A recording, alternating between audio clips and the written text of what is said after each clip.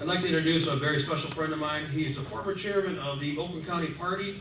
He's also probably one of the hardest working grassroots activists that we've had here in the county in a long time. He was a former Bush pioneer, which means he raised a ton of money, so he knows how to raise money. He's running for the U.S. Congress against Gary Peters. It's Paul Welday. Thank you.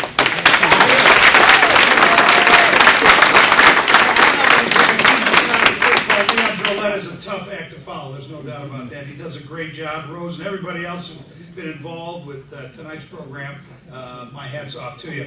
I just want to get up for a minute to say, if those of you who read the Oakland Press realize that they took a shot at me yesterday. They criticized me for campaigning early. And I read that and I said, well, how do you not start the campaign when you take a look at what's happening on the other side, where we've got a president of the United States who will talk to Ahmadinejad and Iran, but won't talk to the people who are trying to keep General Motors alive.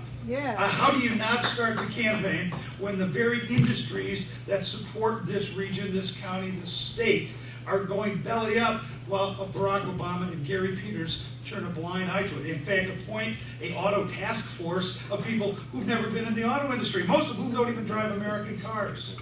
How do you sit on the sidelines and twiddle your thumbs and when you watch the greatest increase in the size of the federal government in the history of mankind? How do you sit back and do that?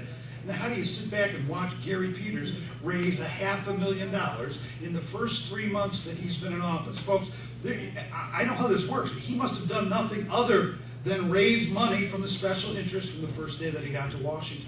Now, the Oakland Press would like me to stay home and for all of us to behave ourselves and to keep our voices down and not be heard. Well, I'm going to tell you what, that is not going to happen. We're going to campaign every day from now until November 2010 because taking back our government starts right now. Thanks very much.